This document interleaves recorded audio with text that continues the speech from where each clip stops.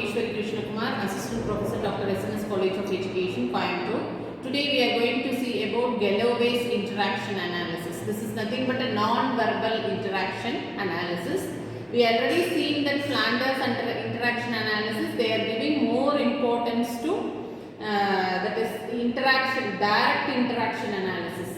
Isn't it? Here we are going to verbal direct interaction analysis. They are not giving that much importance to non-verbal analysis. Here in Galloway, they are comparing the verbal interaction analysis with the non-verbal interaction analysis. They are giving more importance to non-verbal interaction analysis. So when you are communicating in the classroom, we need to make our students to feel they are really communicating because of us. That's one. We are having some faith towards our students. They need to improve in an effective way. That we have to show in our communication. So this non-verbal interaction, Galloway's interaction, helps the teachers and the students to learn effectively by both verbal and non-verbal communication. Now I will give one classroom situation to you. How you will react in the classroom situation. For example, when you are entering into the classroom, you are having some objectives in your mind. You need to complete that particular objective within that particular 40 minutes period. So you are following that non-verbal and verbal instructions as per the interaction analysis, isn't it? So you are giving directions to the students. For example, direction means you have to do like this, like that and all, isn't it?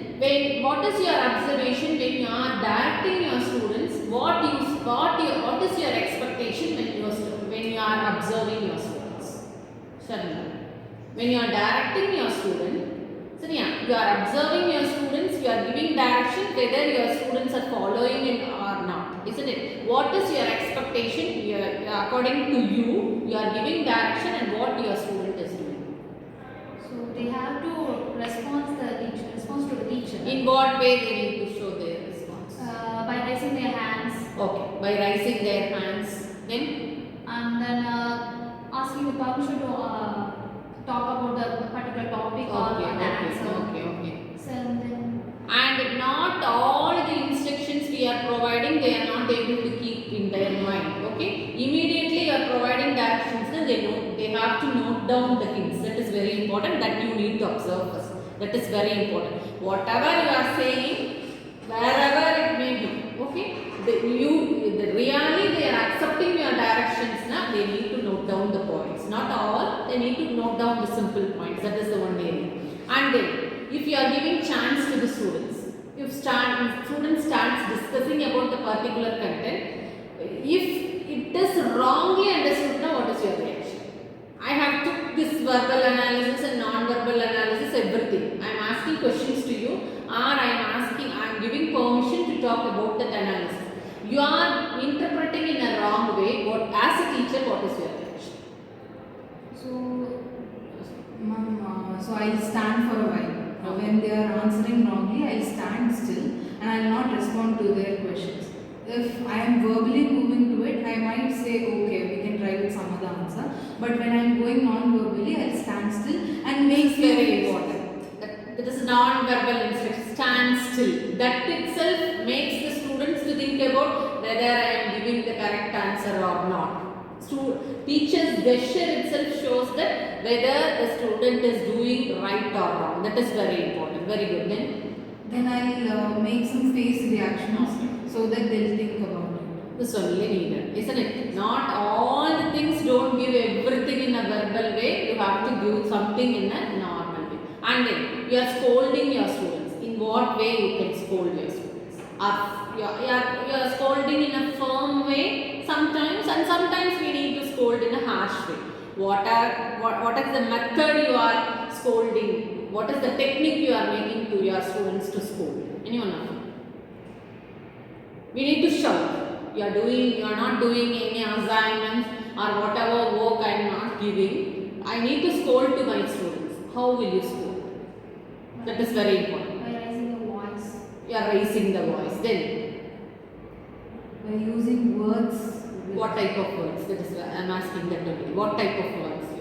Some are using colloquial languages and other things and all. that will affect the psychological mindset of the students? What way you need to school? Ma'am, by giving negative reinforcement or positive punishment. Positive punishments you give, and you can give negative reinforcement without affecting the student's mind. You need to give harsh. You need to use the words.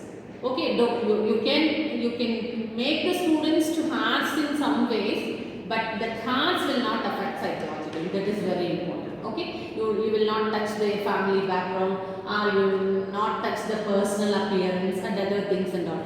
You have to deal that particular individual professionally. That is very important. Other than that, professionally we need to approach whatever it may be. You can make, you are having rights to be firm with your students and harsh with your students, but professionally, that is very important. Then any other things?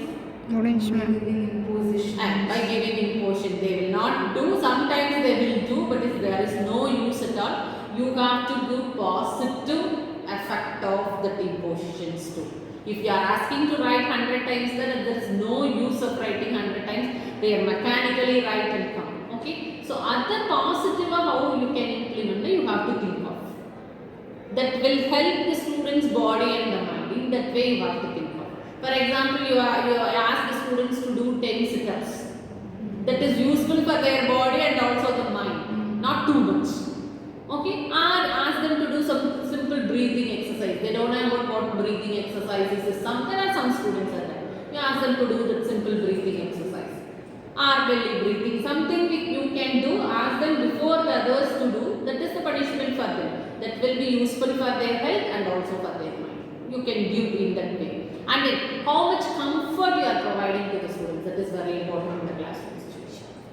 Each and every class the teacher is entering into the class, you must feel comfortable to that particular class. In what type of comfort you will provide to your class students? They can ask questions to me at that point of that situation. I make sure that they are approaching me for any sort of doubt. So I make sure that they are comfortable in that way. So make the students to ask questions easily. Okay, then. Huh? Okay, then any other things? So psychologically you need to touch the students. They are learning for themselves, not for the teacher. That you have to make it stress to the students. That is very important. So we are comparing the verbal interaction and non-verbal interaction. That effectiveness is based on the mindset of the teacher and also the student. Okay, thank you.